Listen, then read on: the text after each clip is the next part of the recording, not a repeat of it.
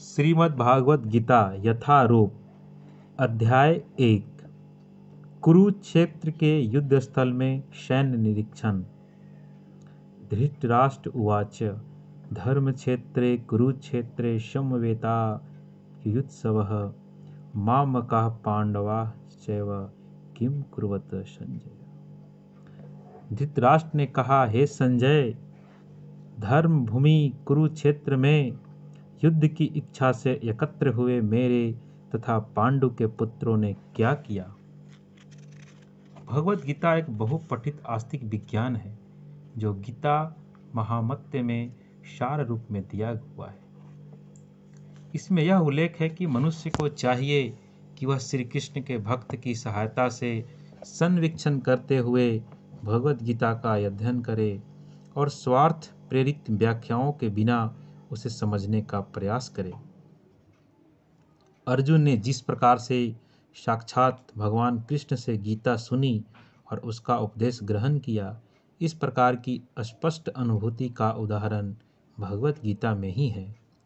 यदि उसी गुरु परंपरा से निजी स्वार्थ से प्रेरित हुए बिना किसी को भगवत गीता समझने का सौभाग्य प्राप्त हो तो वह समस्त वैदिक ज्ञान तथा विश्व के समस्त शास्त्रों के अध्ययन को पीछे छोड़ देता है।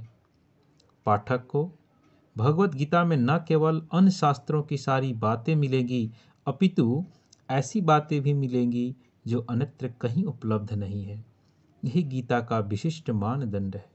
स्वयं भगवान श्री कृष्ण द्वारा साक्षात उच्चरित होने के कारण यह पूर्ण आस्तिक विज्ञान है।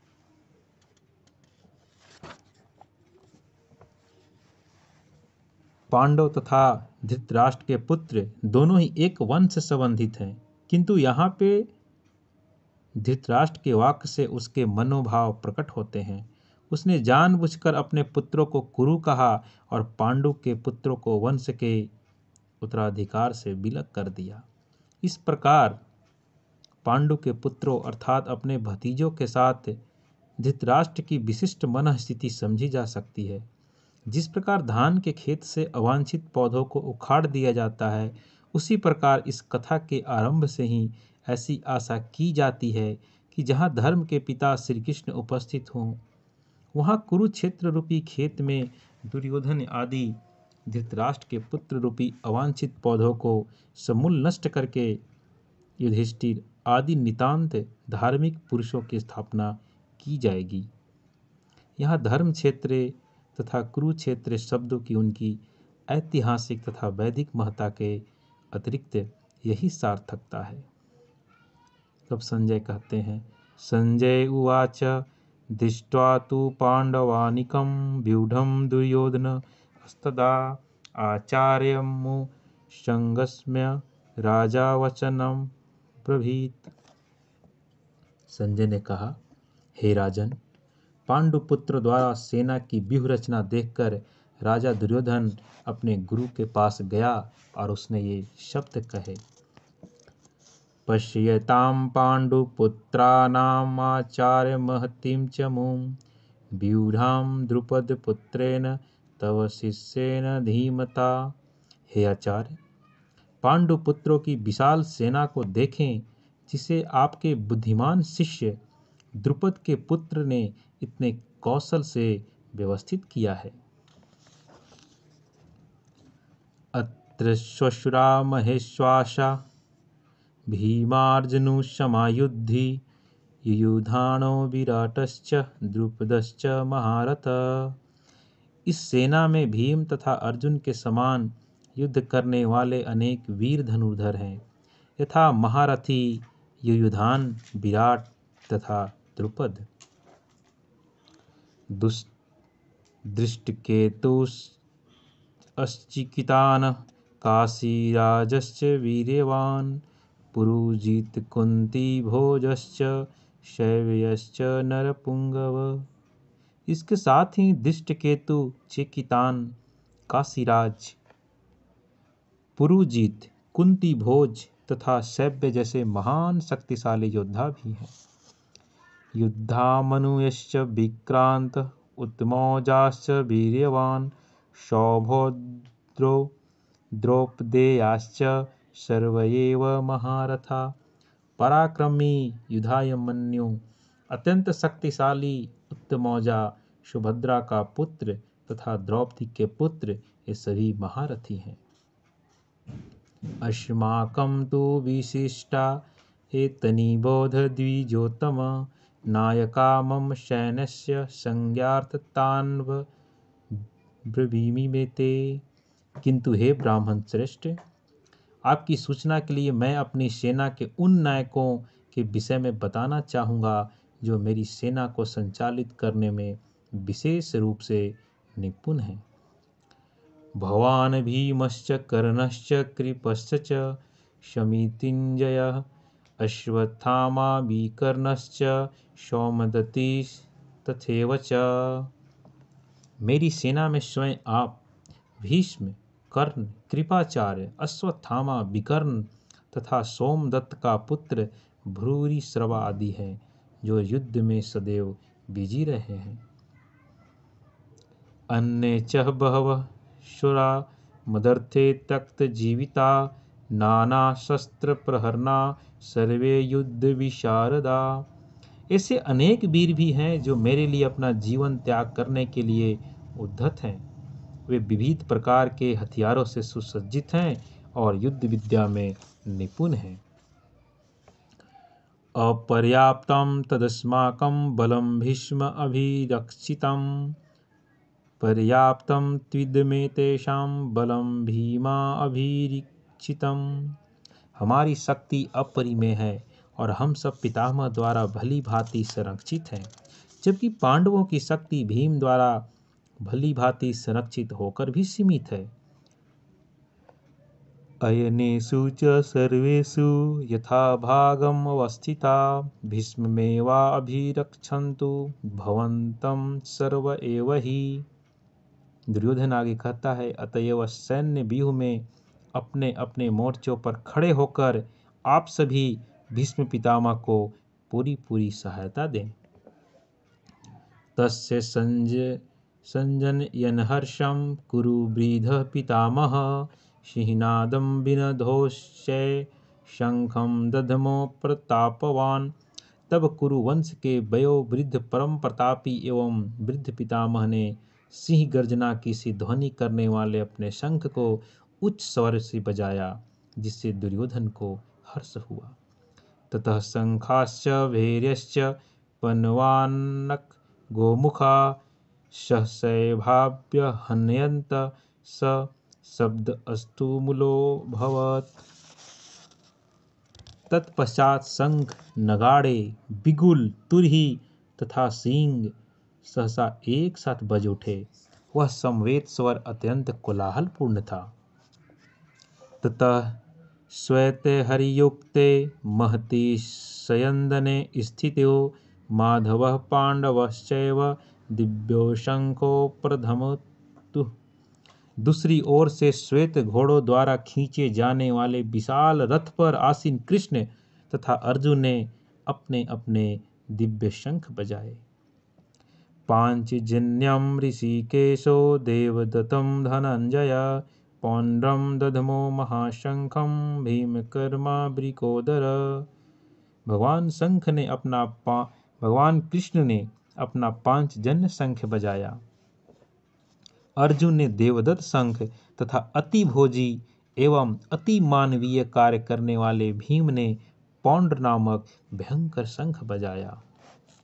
अनंत बीजम राजा कुंती पुत्रो युधिष्ठिर, नकुलः सहदेवश्च सुघोष मणिपुष्पको, काश्यश्च परमेश्वास शिखंडी च महारथ, दृष्टिधुम्नो विराटश्च सात्यकी चापराजित, द्रुपदो द्रौपदेयाश्च सर्वस्य पृथ्वीपते, सौभद्रश्च महाबाहु शंखादमु पृथक पृथक।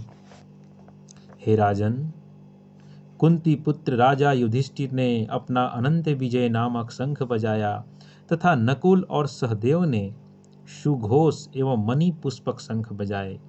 महान धनुर्धर काशीराज, परम योद्धा शिखंडी, दृष्टिदुम्न, विराट, अजय सात्यकी, द्रुपद द्रौपदी के पुत्र तथा सुभद्रा के महाबाहु पुत्र आदि सबों ने अपने अपने शंख बजाए। सघोषो धार्तराष्ट्राणां हृदयानि वेयाद दारयत् नभश्च पृथ्वीं चैव तुमुलो अभियून नादयन। इन विभिन्न शंखों की ध्वनि कोलाहल पूर्ण बन गई, जो आकाश तथा पृथ्वी को शब्दायमान करते हुए धृतराष्ट्र के पुत्रों के हृदयों को विदीर्ण करने लगी। अथ व्यवस्थितान् दृष्टा धार्तराष्ट्रान् कपिध्वजः प्रभृते शास्त्र संपाते धनुरुधम्य पांडव ऋषिकेशं तदा वाक्यमिदमाह महीपते। उस समय हनुमान से अंकित ध्वजा लगे रथ पर आसीन पांडुपुत्र अर्जुन अपना धनुष उठाकर तीर चलाने के लिए उद्धत हुआ। हे राजन, धृतराष्ट्र के पुत्रों को व्यूह में खड़ा देखकर अर्जुन ने श्री कृष्ण से ये वचन कहे। अर्जुन उवाच सेनयोरुभयोर्मध्ये रथम स्थाप्य मेचयोत् यावदेतानि निरीक्षेऽहं योद्धुकामन् अवस्थितान् कैर्मया सह योद्धव्युमस्मरन् समुद्यमे। अर्जुन ने कहा, हे अच्युत, हे कृष्ण, कृपा करके मेरा रथ दोनों सेनाओं के बीच में ले चलें, जिससे मैं यहाँ उपस्थित युद्ध की अभिलाषा रखने वाले को और शस्त्रों की इस महान परीक्षा में जिनसे मुझे संघर्ष करना है उन्हें देख सकूं। योत्स्यामानाक्षिवेहं यः अतेऽत्र समागता धार्तराष्ट्रस्य दुर्बुद्धेर्युद्धे प्रियचिकीर्षिवः। मुझे उन लोगों को देखने दीजिए जो यहाँ पर धृतराष्ट्र के दुर्बुद्धि पुत्र दुर्योधन को प्रसन्न करने की इच्छा से लड़ने के लिए आए हुए हैं। तत्पश्चात भगवान श्री कृष्ण, जो कि सारथी के रूप में हैं, अपने रथधारी अर्जुन की बातों को अमल में लाते हैं। तभी संजय कहते हैं, संजय उवाच एवमुक्तो ऋषिकेशो गुडाकेशेन भारत सैन्योरुभयोर्मध्ये स्थापयित्वा रथोत्तमम्। संजय ने कहा, हे भरतवंशी, अर्जुन द्वारा इस प्रकार संबोधित किए जाने पर भगवान कृष्ण ने दोनों दलों के बीच में उस उत्तम रथ को लाकर खड़ा कर दिया। भीष्म द्रोण प्रमुखतः सर्वेषां च महीक्षितां वाच्य पार्थ पश्येतान् समवेतान् कुरुनीति। भीष्म, द्रोण तथा विश्व भर के अन्य समस्त राजाओं के सामने भगवान ने कहा कि हे पार्थ, यहाँ पर एकत्र सारे कुरुओं को देखो। तत्रापश्य अस्थितान् पार्थ पितॄनथ पितामहान् आचार्यान्मातुलान् भ्रातृपुत्रान् पौत्रोन् सखीस्तथा श्वशुरान् सुहृदश्चैव सैन्योरुभयोरपि। अर्जुन ने वहाँ पर दोनों पक्षों की सेनाओं के मध्य में अपने चाचा, ताऊओं, पितामहों, गुरुओं, मामाओं, भाइयों, पुत्रों, पौत्रों, मित्रों, ससुरों और शुभ चिंतकों को भी देखा। तान् समीक्ष स कौन्तेयः सर्वान् बन्धून् अवस्थितान् कृपया पर्याविष्टो विषीदनीदं ब्रवीत्। जब कुंती पुत्र अर्जुन ने मित्रों तथा संबंधियों की इन विभिन्न श्रेणियों को देखा तो वह करुणा से अभिभूत हो गया और इस प्रकार बोला। अर्जुन उवाच दृष्टिमें स्वजनं कृष्ण युयुत्सं समुपस्थितं सीदन्ति मम गात्राणि मुखं च परिशुष्यति।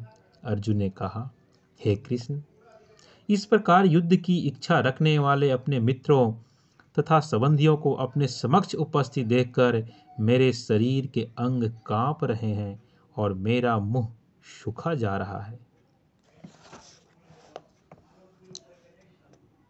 वेपथुश्च शरीरे मे रोमहर्षश्च जायते गांडीवं संसते हस्तात्वकचेव परिदह्यते। मेरा सारा शरीर कांप रहा है, मेरे रोंगटे खड़े हो रहे हैं, मेरा गांडीव धनुष मेरे हाथ से सरक रहा है और मेरी त्वचा जल रही है। न च शक्नोमि मयावस्थातुं भ्रमतीव च मे मनः निमितानि च पश्यामि विपरीतानि केशव। मैं यहाँ अब और अधिक खड़ा रहने में असमर्थ हूँ। मैं अपने को भूल रहा हूँ और मेरा सिर चकरा रहा है। हे कृष्ण, मुझे तो केवल अमंगल के कारण दिख रहे हैं। न च श्रेयो अनुपश्यामि हत्वा स्वजनमाहवे न कांक्षे विजयं कृष्ण न च राज्यं सुखानि च। हे कृष्ण, इस युद्ध में अपने ही स्वजनों का वध करने से न तो मुझे कोई अच्छाई दिखती है और न मैं उससे किसी प्रकार की विजय, राज्य या सुख की इच्छा रखता हूँ। किम नो राज्येन गोविंद किम भोगैर्जीवितेन वा येषामर्थे कांक्षितं यो नो राज्यं भोगा सुखानि च।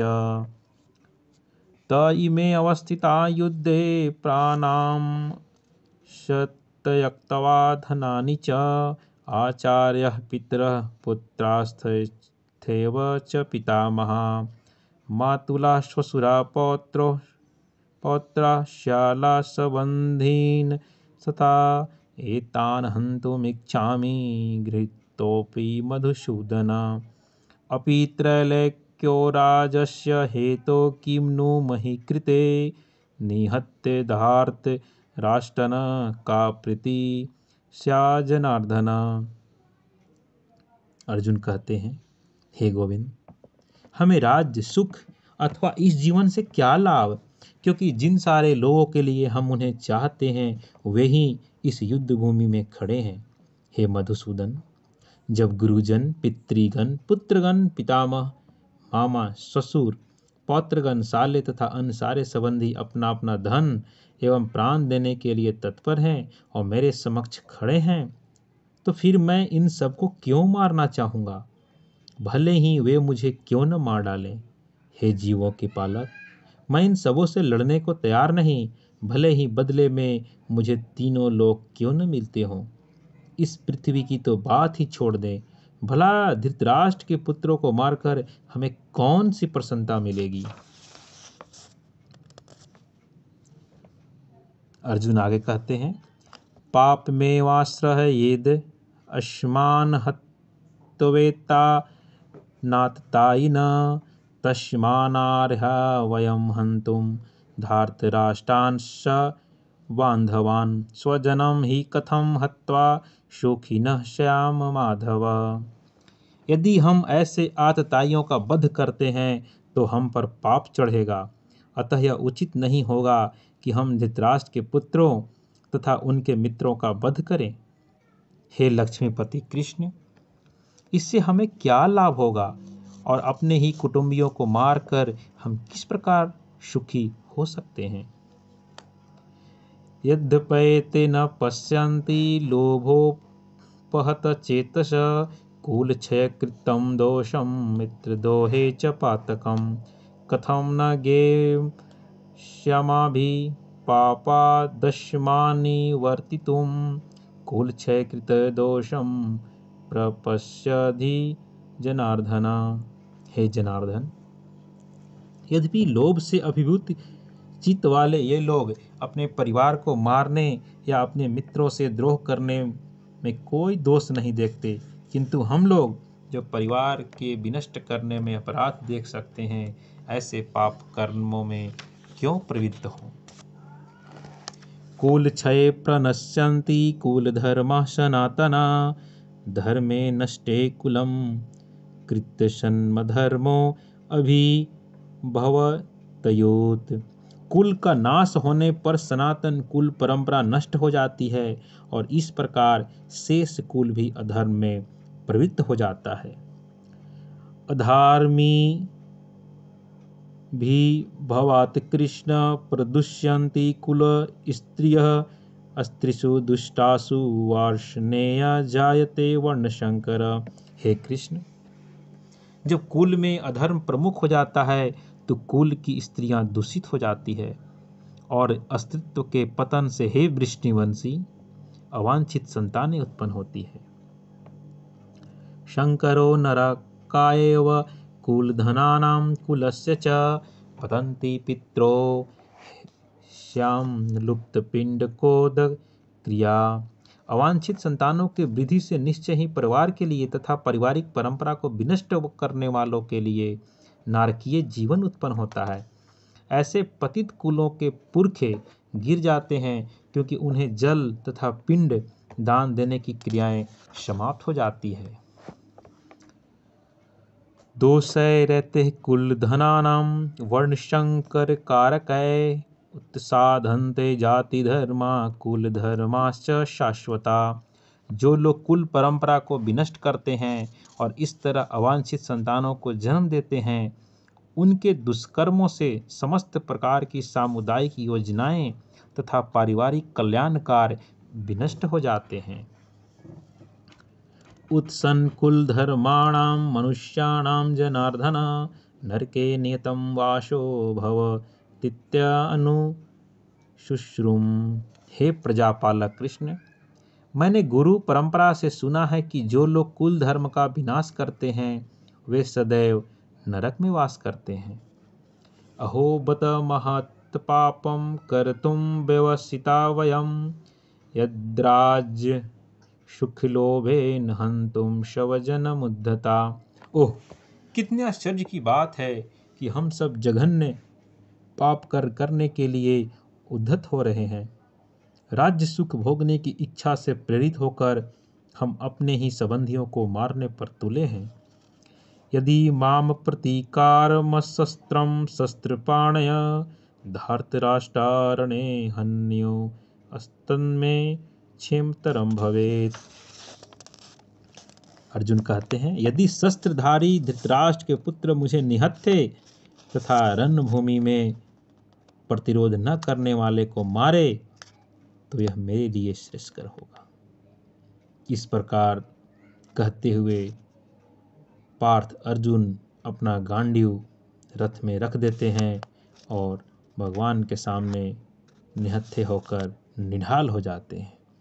तब संजय कहते हैं, संजय उवाच एव मुक्तवार्जुनः शंखे रथोपस्थ उपाविशत् विसृज्य शशरं चापम शोकसंविन्न मानस। संजय ने कहा, युद्ध भूमि में इस प्रकार कहकर अर्जुन ने अपना धनुष तथा बाण एक को रख दिया और शोक संतप्त चित्त से रथ के आसन पर बैठ गया। अपने शत्रु की स्थिति का अवलोकन करते समय अर्जुन रथ पर खड़ा हो गया था, किंतु वह शोक से इतना संतप्त हो उठा कि अपना धनुष बाण एक को रखकर रथ के आसन पर पुनः बैठ गया। ऐसा दयालु और कोमल हृदय व्यक्ति जो भगवान सेवा की सेवा में रत हो आत्मज्ञान प्राप्त करने के योग्य है। इस प्रकार भगवद गीता के प्रथम अध्याय कुरुक्षेत्र के युद्ध स्थल में सैन्य निरीक्षण का भक्ति वेदांत तात्पर्य पूर्ण हुआ। जय श्री कृष्णा, जय श्री कृष्णा, जय श्री कृष्णा, जय श्री कृष्णा, जय श्री कृष्णा, जय श्री कृष्णा, जय श्री कृष्णा।